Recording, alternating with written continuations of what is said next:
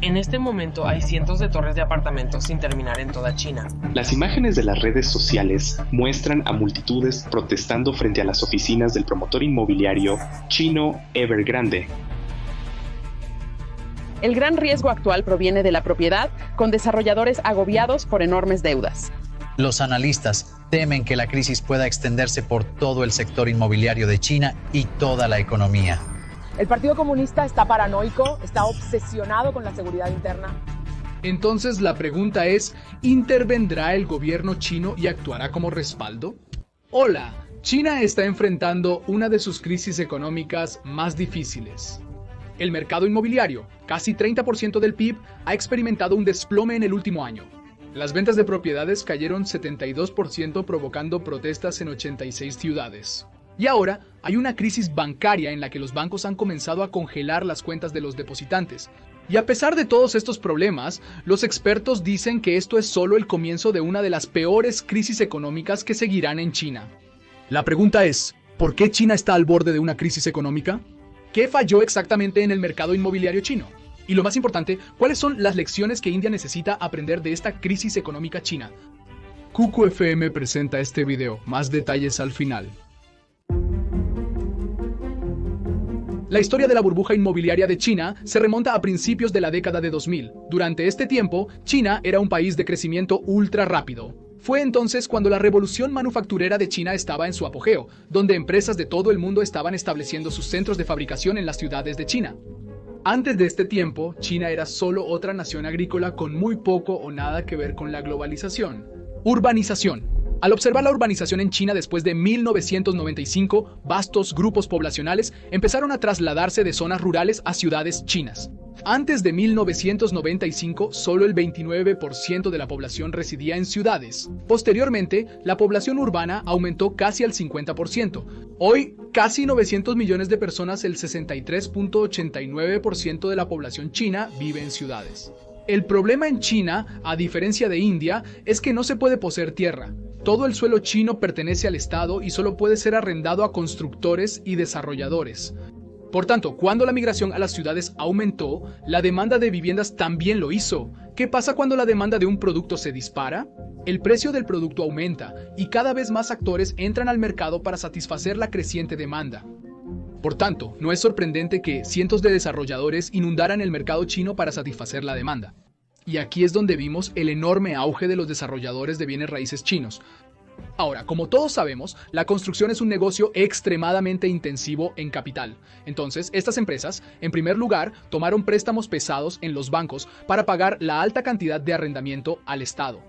Posteriormente, tomaron préstamos más grandes para construir y vender estos edificios a los chinos. Para el banco chino, prestar para la construcción era un negocio muy rentable. ¿Por qué? Existía demanda preexistente. El negocio, a pesar de su alto valor, tenía un rentable margen del 15 a 20%. Esencialmente, desde la perspectiva estatal, genera empleos y beneficia a una extensa cadena de suministro: acero, vidrio, cemento, ladrillo y otros proveedores. Y finalmente hace una enorme contribución al PIB de China al dar empleo a muchos trabajadores. De hecho, esta es la razón por la que el sector inmobiliario contribuyó casi al 30% del Producto Interno Bruto chino. Por esto, los bancos continuaron prestando, los desarrolladores construyendo y los chinos comprando casas. Por la creciente demanda, el precio de las casas subió. Más préstamos, desarrolladores y ventas. Por ello, señoras y señores, comenzó el boom inmobiliario en la economía china. Por ende, los precios inmobiliarios en China alcanzaron nuevos máximos, haciendo a sus ciudades unas de las más costosas globalmente. Para comprender la gravedad de la situación, existe un índice llamado Relación Precio-Ingresos que mide la asequibilidad de las viviendas en una localidad. No es más que la relación entre el precio de un apartamento promedio y el ingreso medio del hogar de ese lugar en particular. Por lo tanto, un índice de 10 en Nueva York indica que se necesitarían 10 años de ingreso medio del hogar para comprar un apartamento ahí. Un hogar promedio en Nueva York requiere 9.92 años de ingresos para comprar un apartamento. En Londres, 17.3 años; en Mumbai, 26 años; en Beijing, 56 años; y en otras ciudades chinas, más de 35 años. Ahora, la cuestión que surge es, si el costo de las casas era tan alto, ¿por qué los chinos continuaban comprándolas? ¿No podrían simplemente rentar? Aparte de la urbanización, hay dos motivos más por los cuales los chinos compran casas a pesar de los altos costos. Número 1. Al igual que en India, incluso en China, solo se te respetará como una persona bien establecida si posees una casa. Entonces, si eres un hombre que no posee una casa en China, la familia dudará mucho en casar a su hija contigo. En segundo lugar, al igual que el oro es nuestra inversión preferida en India, para los chinos, la propiedad era el mejor instrumento de inversión en el mercado. Al igual que nuestros mayores evitan invertir en acciones, los chinos también ven las acciones como riesgosas y los bienes raíces como muy seguros.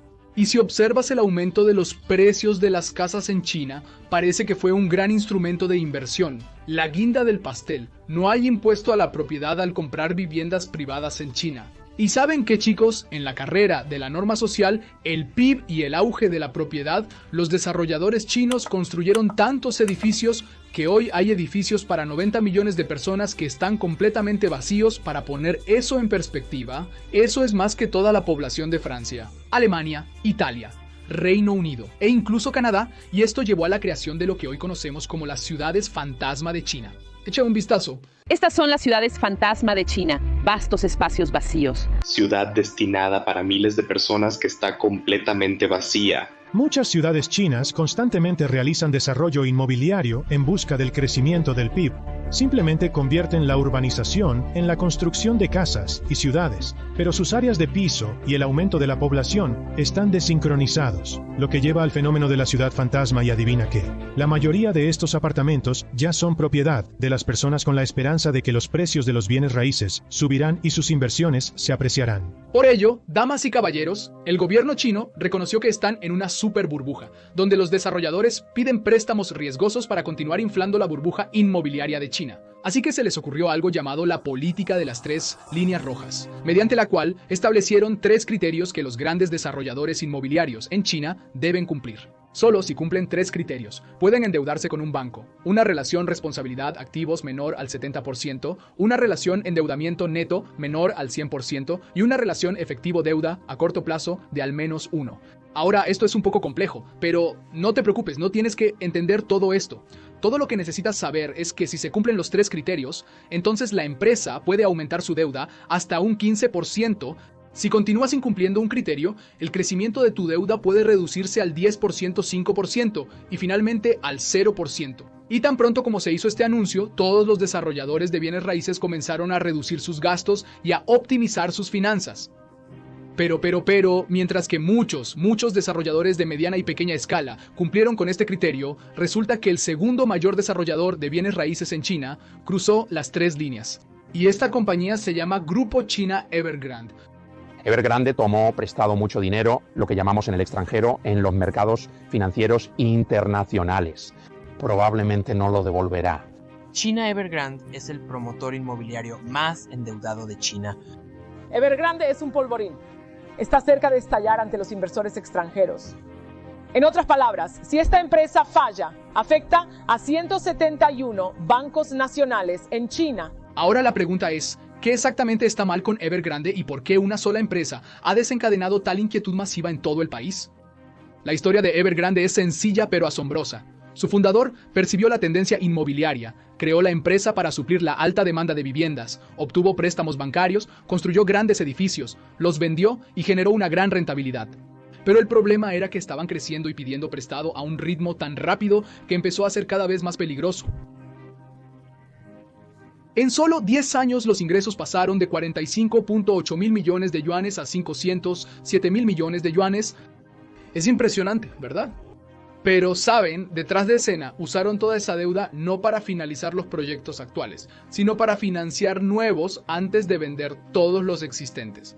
Así que en este gráfico, desde 2010 tras su expansión, la brecha entre propiedades en desarrollo, ventas contratadas y proyectos completados empezó a crecer. Y como pueden ver, para 2021 ya había alcanzado un nivel peligroso en el que los proyectos completados para la venta apenas eran una sexta parte de las propiedades en desarrollo. Debido a su crecimiento acelerado impulsado por una gran deuda, Evergrande cruzó las 3 líneas rojas políticas. Y ahora ya no pueden extender su deuda con los bancos. Aquí, damas y caballeros, comienza la reacción en cadena. Ahora la pregunta es solo otra empresa que cerraría, ¿verdad? Entonces, ¿cómo es posible que la caída de una sola empresa pueda afectar el crecimiento de la segunda economía más grande del mundo? Bueno, aquí es donde necesitas saber sobre una categoría de empresas que se dice que son demasiado grandes para fracasar. En este caso, si ves, Evergrande no es el único jugador que se ve afectado. Aún tienen que pagar facturas por valor de $100,000 millones a sus proveedores. Esto incluye proveedores de acero, cemento, pintura, empresas de camiones, ladrillos y miles de otros vendedores.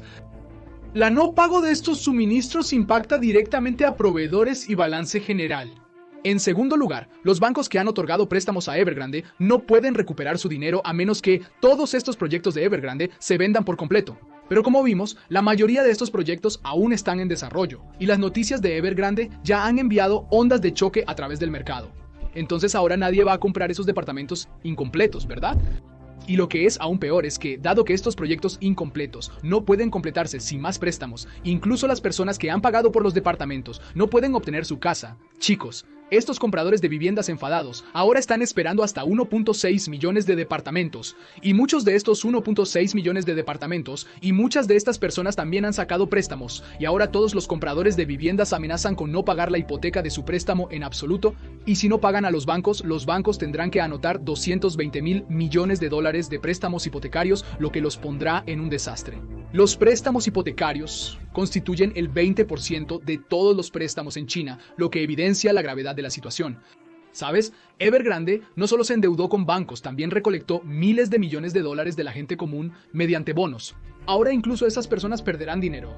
Es insano que desde octubre de 2021, 2/3 de las 30 principales inmobiliarias chinas han infringido al menos una métrica de la política de las 3 líneas rojas. Lo que significa más incumplimientos, más empresas que cierran, más clientes que incumplen y más pérdidas para los proveedores.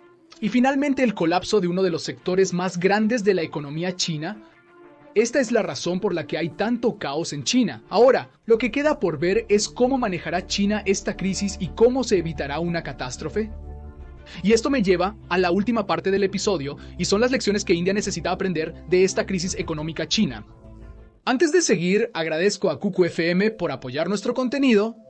Gente, si eres alguien que quiere aprender más sobre negocios y geopolítica en tu propio idioma regional, debes escuchar los fantásticos audiolibros en la aplicación Cucu FM.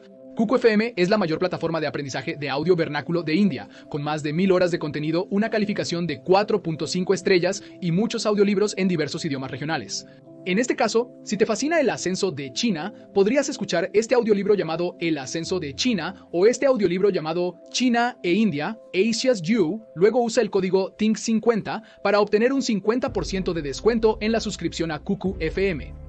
Esto es aplicable solo para las primeras 1000 personas, así que adelante, usa el enlace en la descripción y descarga la aplicación Cucu FM ahora. Pasando a las lecciones, lo primero que necesitamos aprender de esta crisis china es que los instrumentos de inversión impulsados por normas sociales sin sentido a menudo costarán tanto a las personas como a la economía en gran medida. En este caso, la definición china de una persona bien establecida acumuló una tonelada de deuda para el pueblo chino a pesar de los precios altísimos. Así que ves, a pesar de que no tiene ningún sentido económico, debido a la construcción social, ahora ha puesto en peligro la vida de millones de personas.